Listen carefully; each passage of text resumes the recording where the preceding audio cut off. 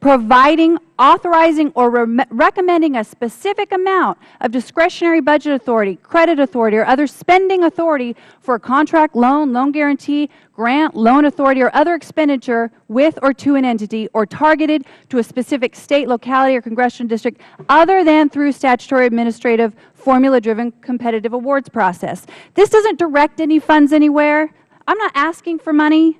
This, let alone something specifically, it applies to any rail project across the country. That's a good thing. Therefore, under the rules, this isn't an earmark, and assuming any other project met this description laid out under this provision, it would also qualify for a referendum.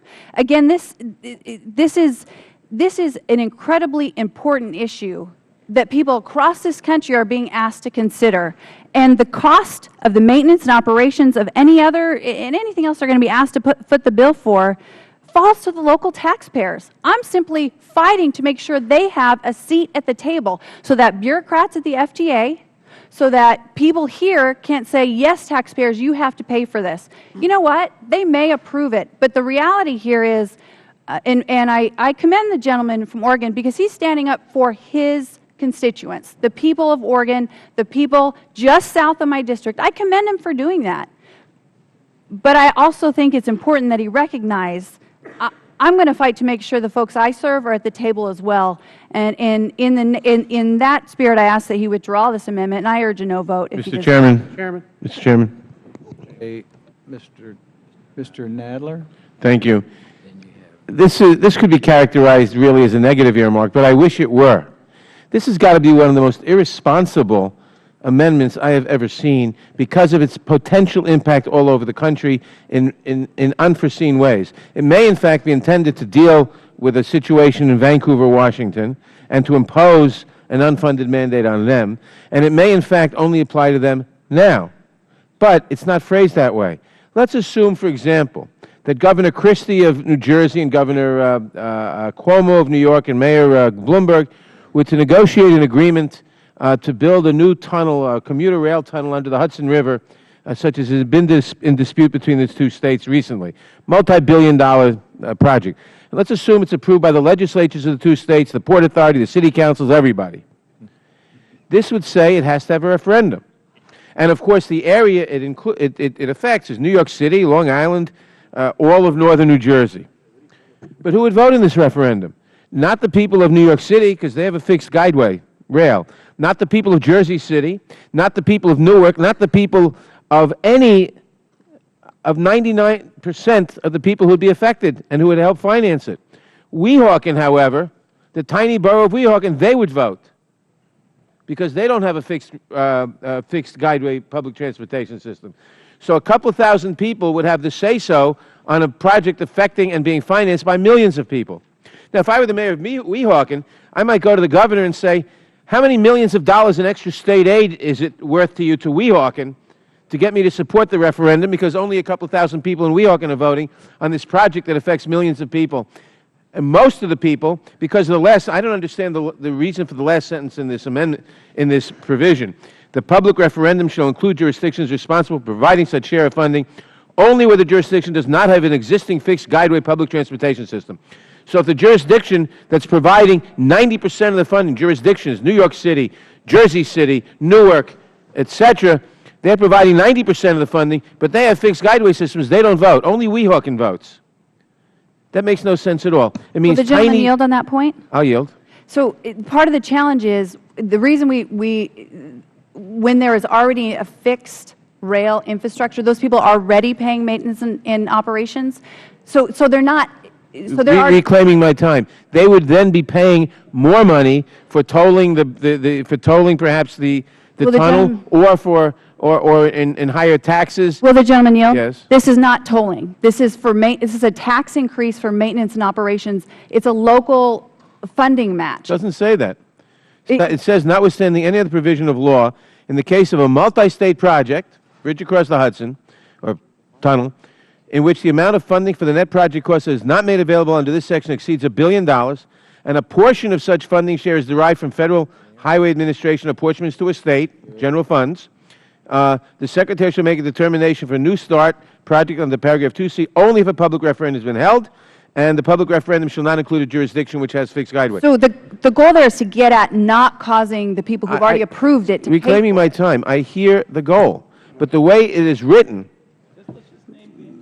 yeah, I would much prefer if you just name Vancouver.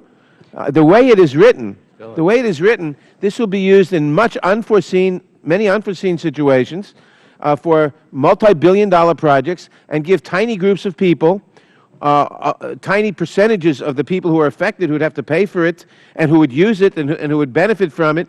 It would give a little group of people a veto power over everybody, and that makes no sense at all. Would the gentleman yield? Yes. So if the gentleman would like, and if it's at the approval of the chair, we could refine that to allay possibly some of your concerns. Well, that would certainly help. But I have to say also, I don't like this kind of order to a local jurisdiction.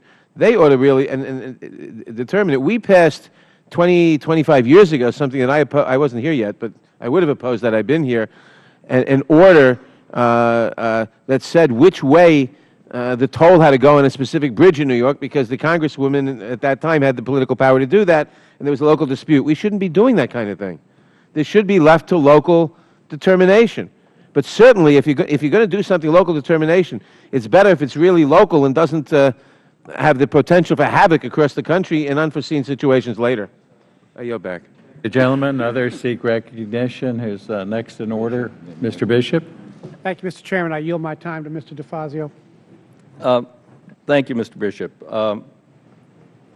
I hadn't thought exactly of the scenario that Mr. Nadler raised, but that is extraordinary. And since Council does say at the moment this only applies to one project, we really don't know what mischief we're doing to future proposals. And part of it is, of course, but the gentlelady argues it's good policy. So if it's good policy, then I think we ought to make it broader, to tell the truth. So I'd ask unanimous consent that we strike the words, from starting after the comma in law, up through multi-state, and just say a project in which the amount of funding for is of that amount. Reserving the right to object. What I would prefer to do is dispose of this amendment and try to work with the different parties. Obviously, there's some differences. There's some possible agreement on changing some language. But if we could, Mr. DeFazio, reserve the right to object. If we could just dispose of your amendment here, it gets a bit confusing. Okay. If you have another amendment, maybe we could offer that. Or, again, I'd like to bring the parties together. Okay. And members, these are the tough ones, because especially the new members, when you get these kinds of issues, they're very tough, and we try to work them out. So, Mr. Chairman, if I yes, could continue on the time, Mr. Bishop. So on your no, Mr. Chairman, if I could continue, he yielded me time, Mr. Bishop, and there's a couple of things. One is the light rail was chosen in 2008 by local elected officials as the preferred alternative. So it's integral to the bridge design at this point. If the light rail were somehow to be bumped because of a referendum in one city that's impacted by this project, then the whole project has to go back to the drawing boards. That's 10 years. 10 years of work, many hundreds of millions of dollars. Secondly, not being a resident of Washington State, but I have an email from Washington State here that says the CTRAN vote on the operation and maintenance, her concern, will be held this year, either this spring or fall. However, it's up to the local leadership on the CTRAN board to decide on the timing, which will also decide if it will be a transit district-wide vote, i.e., larger than the City of Vancouver, or a sub-district vote for those who will pay the increased sales tax, which I was not aware there was an increased sales tax involved in this. Unprecedented federal action to require a local vote, historically whether and type of elections required for local funding is left to state and local laws. So, I think there's a host of, snakes in this nest that we're getting into that we don't understand, Mr. Chairman. Well, thank you. And others that want to speak on the pending amendment to the amendment? Mr. Harris. Thank you, Mr. Chairman. And just so I'm clear, what's before the body is the amendment to the amendment, not the amendment to the amendment to the amendment? Oh, no, Right. he didn't. Yeah, He didn't. He denied the UC Yeah. to make Okay. it, to make it national Thank you policy. very much. Let me just clear some things up. The offer of the amendment used the word, "This project has national significance." I got to tell you, I read my local papers. I read that national page every day. I haven't read about this project. What this national significance it has is whether or not we're going to set the policy that we're going to allow money to be spent on projects, federal money to be spent on projects, and basically force local jurisdictions to swallow these projects. We'll build them, don't worry, you maintain them, you figure out how to pay for them. I don't know about your jurisdictions. My jurisdictions don't have money for maintenance. We're at record low levels of the fare box requirements, or the fare box contributions. And I'll tell you, we have a light rail project in my district. We make jokes about it all the time. See if we can count the number of passengers on the trains on one hand or two as it drives by. But I'll tell you, elected officials line up for those ribbon cuttings. I'm not surprised that elected officials support these kind of projects. That's what's the problem around the country. We all want to show up for ribbon cuttings. We all want to spend other people's money, hard-earned taxpayer dollars. Now we hear there's a sales tax associated with it. I don't get a whole lot of calls in my office for people who want to increase the sales tax. I'd be surprised if a referendum calling for an increase in sales tax would pass. What are we afraid of? Hearing what the voters want? This bill, and I'm paging through it so that I see each and every page, there are plenty of areas in this bill where we're requiring local jurisdictions to do something to get federal dollars. I don't hear a whole lot of objections when we decide that there's an environmental study that needs to be done, or we decide there's some utilization study needs to be done. But my gosh, if we have the audacity to ask a jurisdiction to vote on a tax increase, well, wait a minute, we're going too far mandating that. Ladies and gentlemen, my understanding, this is an administration priority to kind of make an effort to put this light rail project on this bridge. Okay. We ought to let the local jurisdictions decide if they want to have a tax increase to do it. Would the gentleman yield? Mr. Chairman, I would be more than happy to yield. I oppose the amendment to the amendment. I would just say to the gentleman, as I understand it, and I have not heard about any of this till this morning, but as I understand it, we're not mandating a decision on this amendment, not Mr. Fazio. The manager's amendment does not mandate that the local or take away the ability of the local governments, the local jurisdiction to make a decision. It mandates how they shall make a decision, by referendum rather than by local law or whatever. Reclaiming my time, and that's exactly my point. When we mandate earlier in the bill how environmental studies are to be done and mandate how they are to be done by local jurisdictions, we don't hear objection. But when we mandate that a referendum occur on a tax increase, the shouts are loud on the other side of the aisle. Mr. Chairman, I yield back the balance of my time. Recognize Ms. Edwards has been waiting, and then we're going to go to Mr. Larson, unless there's one on our side. Thank you, Mr. Chairman. I wanted to speak in favor of Mr. DeFazio's amendment to the amendment. I've been really troubled in listening to this discussion because I've been trying to figure out why, Mr. Chairman, you from Florida and me from Maryland have a dog in this fight.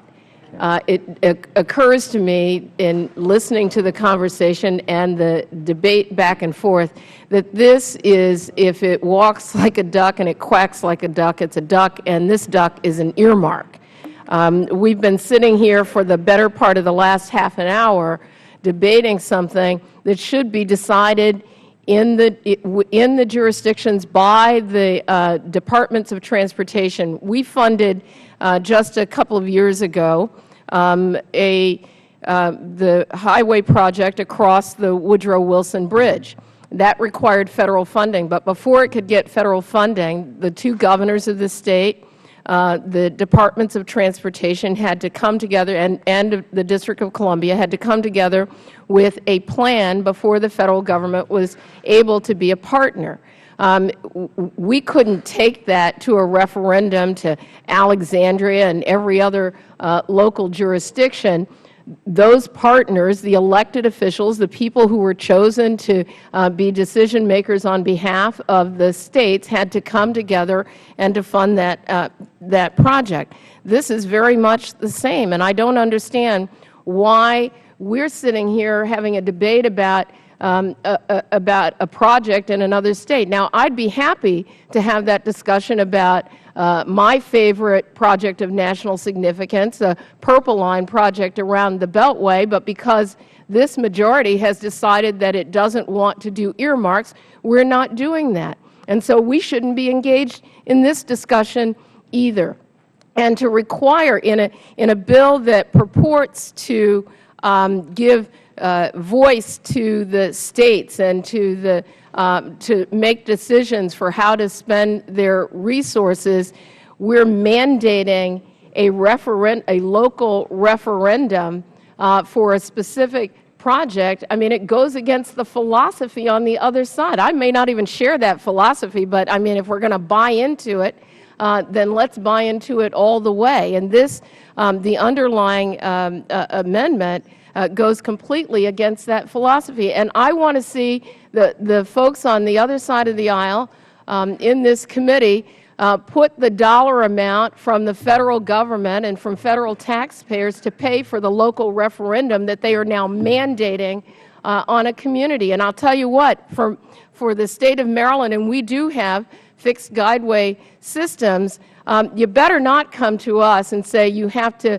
hold a referendum in all of the 27 or so odd municipalities that I represent, and then ask us to pay for that referendum mandated in Federal legislation. It's totally inappropriate. I mean, I think that clearly there are some things that the Federal government ought to do in terms of setting some standards, but I mean, this goes way down into the weeds for I mean, I don't even think, have I ever even driven over this bridge? Will I ever? And I just think you guys need to work that out in your states among your elected officials, and then if you want Federal funding for that, put it as a priority project in your state, and then come to the Federal government for assistance and funding. But don't ask the rest of us sitting on this committee from other jurisdictions to pretend that we are not funding an earmark when that's precisely what we're doing. And if you want to fund earmarks, Mr. Chairman, then I've got a list of earmarks that I'd like to do for Maryland, and I'd welcome consideration and debate on those with my other colleague from Maryland, because it seems like it's kind of a regional Would the gentlelady yield? Going on. No, I will not. Since I was mentioned, would the gentlelady yield? No, I will not. And with that, I would. Okay, folks. I'm done. As you can tell, this is a little touchy here. And here's what we're going to do. And again, I ask my members to also cooperate. What I'd like to do is get us to vote for the DeFazio amendment. And then we will work with the parties to try to resolve this the issue. And we could go on and on here. Mr. Chairman. With that, I'm going to call the question on the DeFazio amendment. All in favor signify by saying aye. Aye. Those opposed, nay. The ayes have it. And the DeFazio, the question is now on the manager's amendment. As amended, all those in favor of the pending MICA amendment, I'm sorry, yes, the MICA's manager's amendment 88. All those in favor signify by saying aye. Aye. Opposed, nay. Nay. The ayes have it. Mr. Chairman? Yes. Mr. Chairman? Mr. Chairman? Yes.